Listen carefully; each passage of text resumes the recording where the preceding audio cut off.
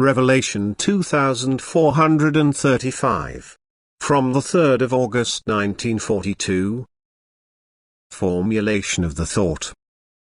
Every thought is formulated by the will of man, so in a certain respect man is certainly responsible for the nature of his thoughts, but he is not to be regarded as the originator of the thought.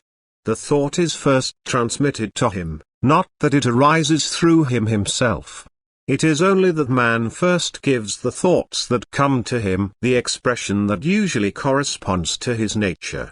And therefore he believes himself to be the originator of the thought.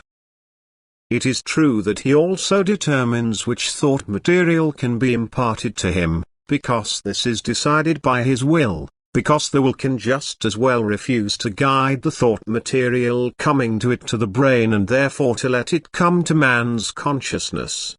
But if the will has decided to accept the thought material intellectually, it now also gives it the form, that is, the influx of strength from the spiritual kingdom becomes what the human being understands by thought. For thought is spiritual power that is expressed in coherent sentences. That is why we also speak of our own thinking, because the human being himself forms the sentences, because he first formulates what is spiritually conveyed to him in such a way that it becomes comprehensible to his fellow human beings.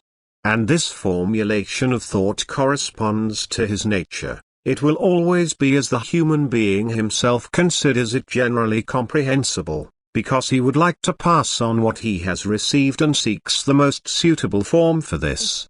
Thus it can certainly be said in general that the human being thinks for himself because he will only express that which is comprehensible to his nature, but he does not realize that every thought flows from an originator as strength, that he himself only forms these thoughts as it suits him.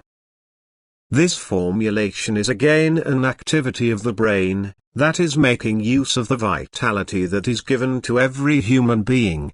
For this ability is given to him by God, completely independent of the creative power, thus on his own authority, to appropriate a spiritual treasure by being guided from the heart to the brain and to evaluate it intellectually, thus to shape the thought material he receives through his will in such a way that it, so to speak, takes on a personal character, and is now regarded as his own product.